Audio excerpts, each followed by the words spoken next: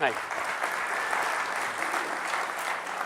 So good morning, everyone. I'm here to just kind of spend a few minutes talking about how cloud is evolving from sort of this infrastructure as a service model to being really a platform that you can enable applications and innovation. I have a couple of use cases that I'll go through. And so I want to kind of start off with why I'm saying that cloud doesn't equal infrastructure as a service anymore, right? It's complex in the way you look at building services today, and it's way too hard, in my opinion and in most people's opinion, to try to build services that can be assembled in a certain way on one solution, but then when you move to an internal solution or another solution, it's very difficult to put those services together again. And so I kind of think about this as like a bunch of Lego blocks that you would just throw into, I have kids and I have this huge room that's just full of like a big mound of Lego blocks, and they go in and they go off and they start building things, and it never really looks exactly right. Like say, hey, Dad, do you understand what this is? And I'm like, you have to help me here. It doesn't really look like anything but a bunch of Lego blocks. And so, there's way too much complexity. The other thing that is, there's this whole idea of commodity infrastructure. And I don't know about you, but I really don't want to be using an infrastructure that is super cheap and fragile, right? I need an infrastructure that I can rely on and that is stable. And then, the last thing is, no one really gets value of building infrastructure services, right? You don't make money in a business selling infrastructure. If that's not usually your core business unless you're a provider. And so it allows, a big part of what, businesses are doing is trying to focus more on how do they bring value-added services and less on, and my view is to spend a lot less time thinking about the infrastructure piece.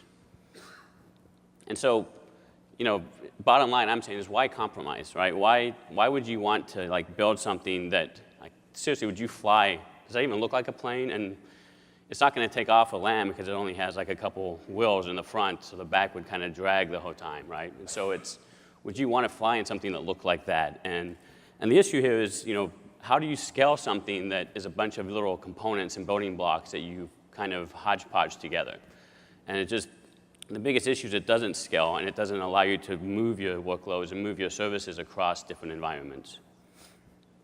The other thing is reliability is still critical, right? If you think of some of the use cases that you're using and developing in today, no one says we don't care about reliability, just put a bunch of crap out there and hopefully it'll work, right? And so it's really important that as you're looking at building services, that you're building services that can be used reliably. And of course, the next big thing is securely, right? You want to have an infrastructure that can be built securely, and you're not going to want to get into a system like this plane here and fly somewhere because you're probably not going to make it off the ground to begin with, right? And so why would you want to risk your life to be on something that just doesn't scale, doesn't work, and isn't reliable? And so what is a platform for enabling agility and building services, right? And so it's kind of starts with having a baseline of capabilities and components that you can build upon. And so a few years ago, as my kids got older, they started buying these big Lego kits. And it has all the different components of what you want to build in. It has instructions on how to build the plane. And it actually looks like a plane when it's done. And so there is you do lose some flexibility because you can't just go put any part in any place, right? There's a certain order to how you have to put the parts together. There's certain constraints you have to put on your system that you're building, but in the end, you can get something that looks what you'd expect it to look like, and it's something that is easy to use. And the analogy I'm using here is that it's not. There's been too much of this: an application equals a VM template, and it just doesn't, right? It doesn't equal a blueprint. It doesn't equal a set of definitions that make up an application, right? An application is a set of services that run cohesively together. And also, there's a lot of talk about configuration management tools and putting a bunch of scripting together and building a bunch of complex workflows to build these services together. And that's just very complex and very brittle. If you have to change one service, you now have to go look and test all these different components that had nothing to do with that service you were just changing.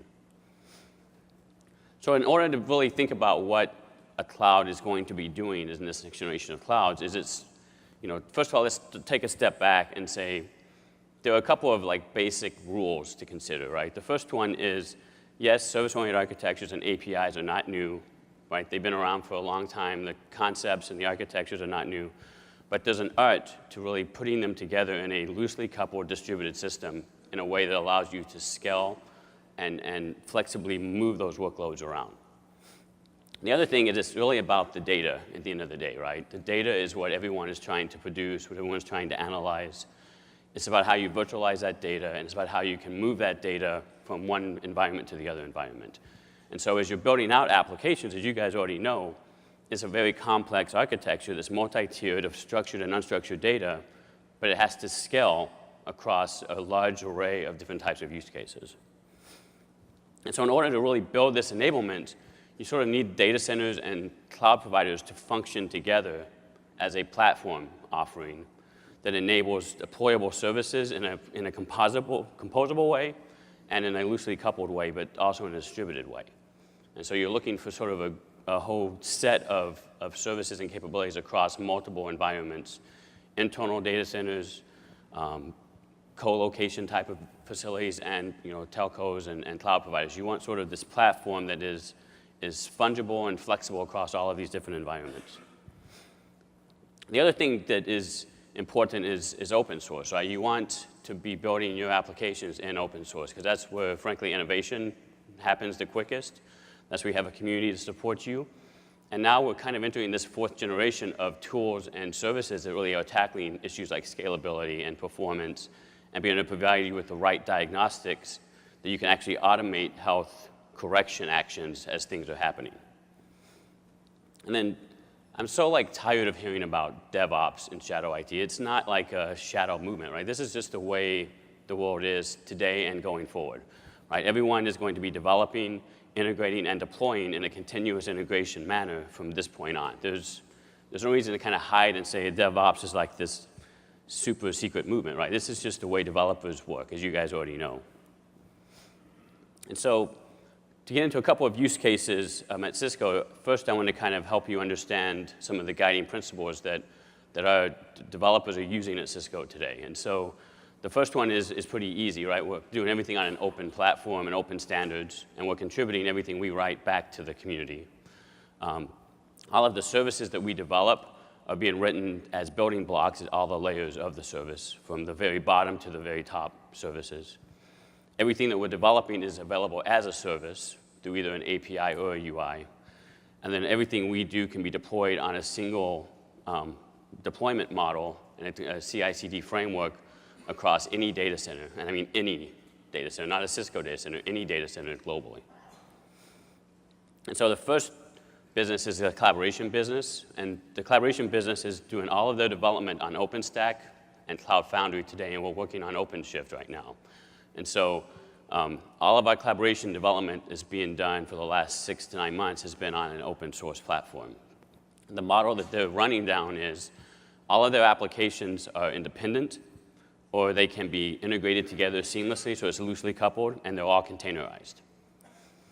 The reason that we selected Cloud Foundry is pretty obvious, right? But we're able to abstract that deployment model to be both independent and integrated, so it's very loosely coupled. We have great health checking capabilities, so we're doing a lot of application routing and connecting into some of our network components and capabilities underneath the covers, and looking at the monitoring of what's happening at the application layer and making decisions and enforcing changes in policy across the network. There's also a great partner ecosystem, as you've seen over the last couple of days here. And so we're taking advantage of a lot of the partners and working very closely with a lot of partners.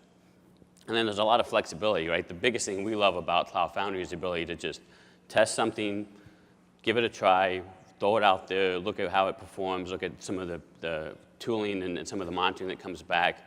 And if it fails, we pivot to another solution very quickly. And then with Bosch, right, one of the issues we've found with Bosch is that it doesn't work across all providers the same, so that's something we're trying to help and contribute to. And it's, to us, Cloud Foundry is just kind of another app framework. And so we're trying to build our apps in a way that look at the platform layer as just another framework for applications. The other example, and this will get a little bit more technical, so I apologize if it's too technical. But in our application-centric infrastructure, we're building a lot of application policies and group policies that are taking some of the open source components in the environments and also existing network infrastructure components and other non-Cisco network components. And we're bringing all of that into a single application framework and writing group policies against that framework. And this runs on our OpenStack cloud today. And then what we're doing with that, there's a couple of examples here. One is looking at verifying the domain in real time. And so if you think about just a general network, single network domain, if you have a rules engine, which we've written in Cloud Foundry, and you're looking at 2 different network elements, and you create a domain policy for how, what ACL rules you want to allow for this traffic to come into your network, what we're able to do is sort of create a policy around that interface. So if somebody inserts a rule in a local network element, so somebody either through an API or through a login command changes a rule, and that violates the policy, we're able to basically do consistency checking in our framework and say, okay, that rule needs to be changed back. And we look at the precedents now, so that rule has a different policy than what we've allowed for. And so we can say, with this rules engine that we've developed, we're looking at how do we self-repair this. We don't want to alert somebody that, hey, this rule just changed and that's a bad thing. We want to try to self-correct that. And so we've been using some existing DevOps tools and some of the tools for a policy engine that are from the Web 3.0 community. And we've demonstrated this. If you look on YouTube, there's a couple of videos that demonstrate this exact use case. And then if you take that kind of to the next step, and you look at multiple network elements and rules across multiple network elements and trying to reconcile those rules in real time, there's a group policy that we want to go off and kind of validate and detect where there's misconfigurations across your network. And so you're able to sort of create that rule, automatically go off and correct any errors that are found in that environment, and then